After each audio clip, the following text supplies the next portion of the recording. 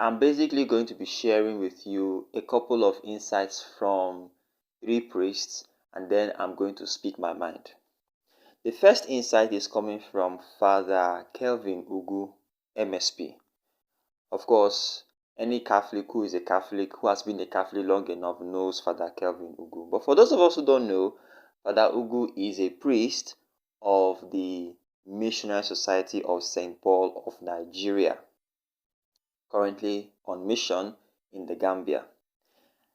And this is what he had to say about the EbuLoveth scandal. He titled his article EbuLoveth 2025. He said, and I quote, "Loveth, I see you celebrating. Loveth, the Lord is changing your story. Loveth, your testimony will be loud.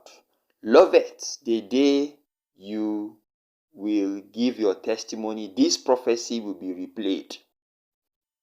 End of quote. This is from Ebuka Obi on the 29th of January 2025. Point number 1. Nigerians are too emotional when it comes to politics, tribes, and religion. So it is very difficult to have a sensible discussion about the Zion minister without people thinking you are either jealous or being malicious or jobless. 2. But because we are here to educate and learn, permit me to highlight one area in this EbuLoveth drama. I intend that we can learn something from it. If you are not open to learning and think it is an attack on the man you adore, please go to your wall and attack me as well. Don't comment here. I will surely delete your comment and block you. 3. The so-called prophecy given about this particular Loveth was done on January 29, 2025. It was boldly written on their page. I did not make it up.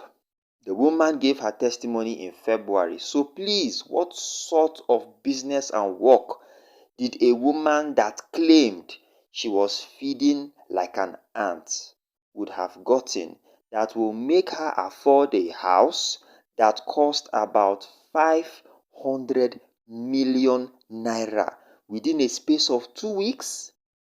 That is about 334,000 USD. Okay, so I'm going to stop here.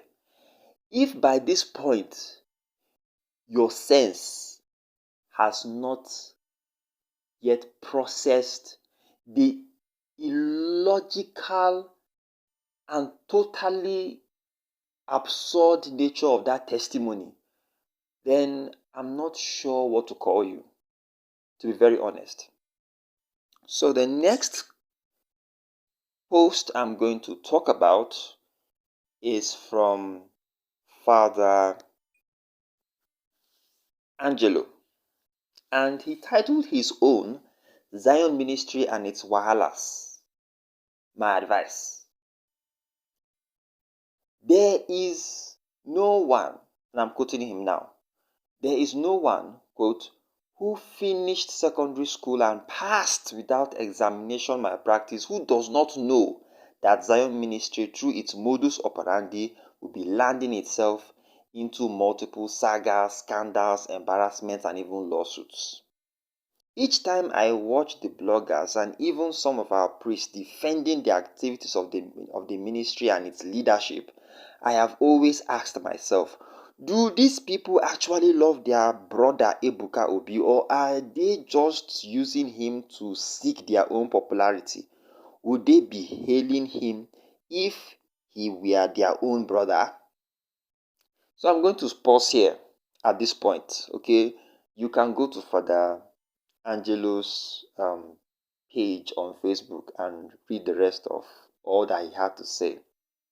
The last one I'm going to be talking about is from our very own Father John Oluoma, and he titled his own article, Fake or True Testimony. He said, and I quote, "Whether it's fake, RNG, or true, there's no biblical basis for giving testimonies before a congregation during, before, or after worship.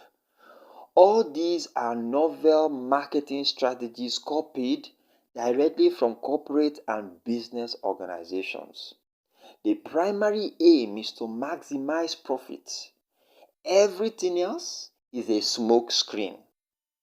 When the gospel, prayers, or worship becomes a product, advertisement becomes a necessity.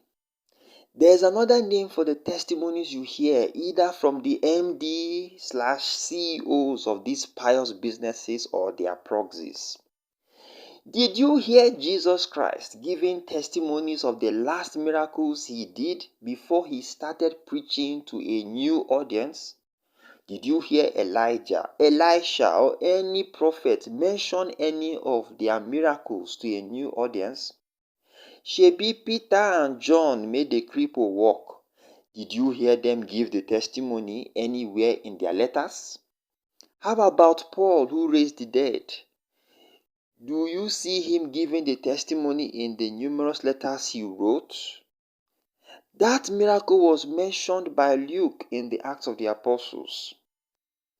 God is not a product that needs marketing and advertisements in the guise of testimonies to be sold. Every true pastor is called to preach the gospel. Toast to all the intelligent believers out there who refuse to be beguiled by these subtle manipulations through testimonies. Welcome to Mount Zion. Here we stay put. End of quote. I decided to read the whole thing because his was not as long as that of Father Ugu and Father Angelo. Now, the bishops have handled this matter a long time ago. In the communique they released last year at the second plenary meeting, the faithful, quote, I'm quoting them now, are further advised to be wary of those who, while claiming to be Catholic, set up ministries that are not under the pastoral or spiritual guidance of any competent ecclesiastical authority. In fact, no ministry, association, or institution can bear the name Catholic without the express permission of the competent authority.